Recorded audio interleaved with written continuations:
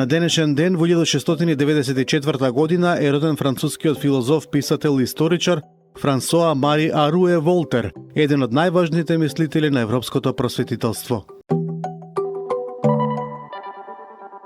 На овој датум во 1783 година французите Франсоа Пилатар, де Розие и Франсоа Лоран го направија првиот успешен лет со балон со топол воздух, прелетувајќи го Париз за 25 минути. На денешен ден во 1806 година Наполеон Бонапарта го објави Берлинскиот декрет за блокада на Велика Британија со цел економски да ја уништи, забранувајќи пристап за британски бродови во европските пристаништа. На овој датум во 1844 година умре рускиот писател Иван Андреевич Крилов, автор на басни и сатирични писма, инспирирани од Езоп и рускиот фолклор. На овој датум во 1877 година Томас Едисон го објави пронајдокот на грамофонот. На денешен ден во 1938 година Германија ја окупирала Судетската област во Чехословачка и ја припоила кон Рајхот. На овој датум во 1963 година Советот на Ватикан ја одобри употребата на мајчин јазик во римокатоличките црковни обреди наместо латинскиот. На денешен ден во 1974 година во експлозии во два пабови во Бирминген, Англија, загинаа 21 лице, а 162 беа повредени. Напади организирани од Ирската републиканска армија. На овој датум во 1977 година циклон во југоисточна Индија уби 3000 луѓе, а огромни бранови избришаа цели села.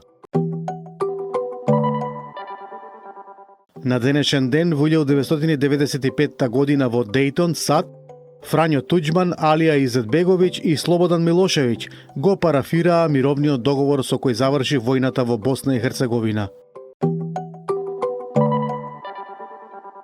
На овој датум во 1995 година Аргентина го екстрадираше нацистичкиот офицер Ерих Припке во Италија, одговорен за масакрот на 335 цивили во Втората светска војна. На овој датум во 2002 година меѓународниот обвинител во Косово Антони Рич го обвини поранешниот командант на ОВК Рустем Мустафа Реми и уште тројца членови за воени злосторства од 1998 до 1999 година. На денешен ден во 2004 година по вториот круг од претседателските избори во Украина илјадници преврзаници на Виктор Јушченко протестираа во Киев поради изборна кражба. Изборите беа повторени на 26 декември кога Јушченко стана претседател. На денешен ден во 2012 година Монголија стана 57-та членка на ОПСЕ. На овој датум во 2014 година Буркина Фасо доби цивилна преодна влада предводена од дипломатот Мишел Кафанда по оставката на претседателот Блес Компаоре по 27 години власт. На денешен ден во 2015 година во Куала Лумпур се одржа состанок на АСЕАН на тема борба против тероризмот. На овој датум во 2017 година Роберт Мугабе поднесе оставка од претседателската функција во Зимбабве по демонстрации поддржани од армијата.